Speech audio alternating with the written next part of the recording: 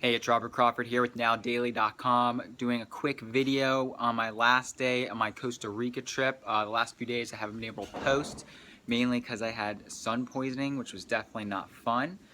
Just wanted to do a quick post. We were all watching here the speech of Hillary Clinton last night, and then I started watching a few different interviews online. And I really think that anyone that was a supporter of Bernie Sanders should really be considering voting for Gary Johnson at this point. He is financially conservative but socially liberal. And I really think that's what most Democrats really are. And they don't realize that. They don't realize that they really want the government to be kind of out of the way, out of the way of making their own choices in their life. And what I feel is that right now they're infiltrating on every level. We have to report to the IRS every year exactly how much money we've made, where we spent it, who we paid it to, who we got money from. It's getting ridiculous. Our American government was never supposed to be like this.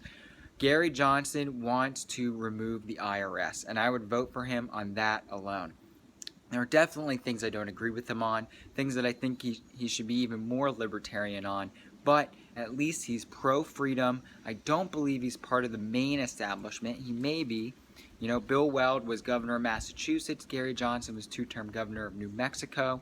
Not the greatest speaker, but I still think his ideals definitely outweigh Hillary's. We know that she is a tyrant. We know that she will cause more wars. We know that she went into Libya for money.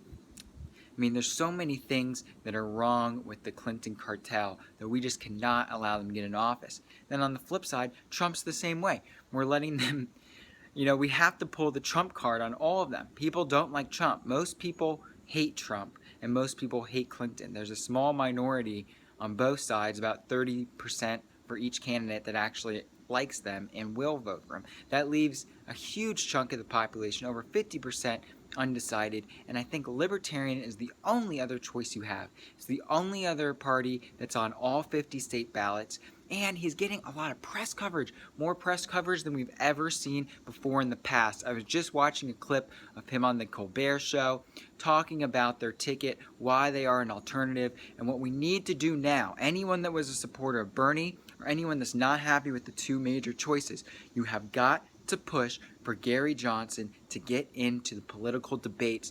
People will see that he's night and day different from the other two choices. We have a time in history right now, and we can really make it possible to elect a third-party president. This has never happened before. The only president that was not affiliated with the Republicans or Democrats in the history of the United States of America was George Washington. We can change that right now. Now, I think the Libertarian Party does have a long way to go, right? They need to start getting on the grassroots effort. We need libertarians on the city, state, local levels, and also into Congress. But at least right now we have a major choice. The problem is, even if he gets in, he's going to have gridlock. But I'm hoping at least an outsider, a third party, will get a little less gridlock and be able to compromise a bit more than these polarizing Democrats or Republicans. You either have Trump or you either have Clinton. I really feel that this is the one time in history that the Libertarians actually have a chance, and that I like their platform because they're about freedom. They're real Thomas Jefferson liberals. Liberals are not liberals anymore. The Democrats, the Democratic Party, the DNC, they are authoritarians. Authoritarians. Listen to their statements. They believe the state should be the supreme ruler. They believe the state should make the major choices for your life. It just doesn't work. It's never worked in history. The more state power, the less prosperity the people feel.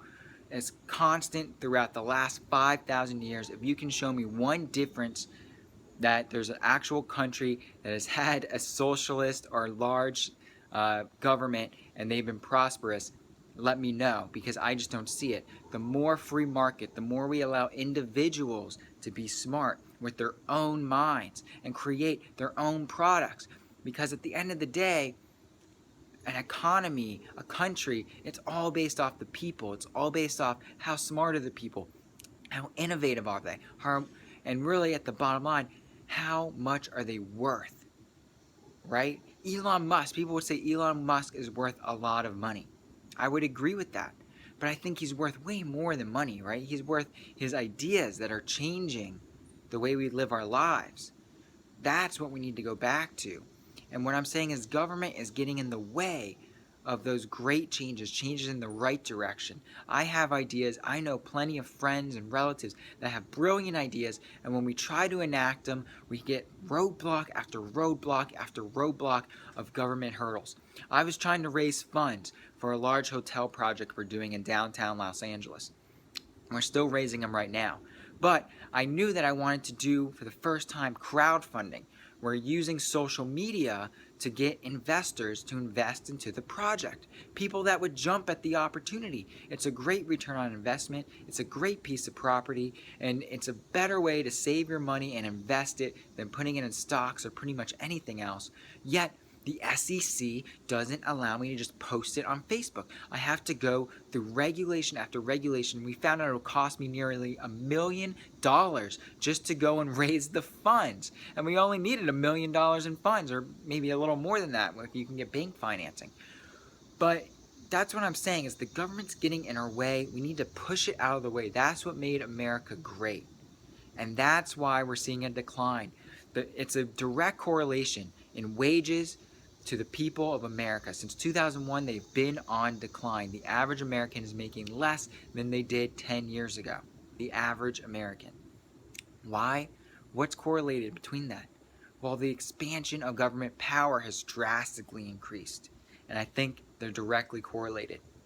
So all I'm asking you is to at least consider a third party. It's not a wasted vote. If we can get them in the debates, if we can broker them into the electoral process, you actually will see much more success. And I think in the long run, the ideas of someone like Gary Johnson and the libertarians are much more closely related to the middle and to the majority of Americans than either the left or the right. This is Now Daily. Comment below and let me know your thoughts.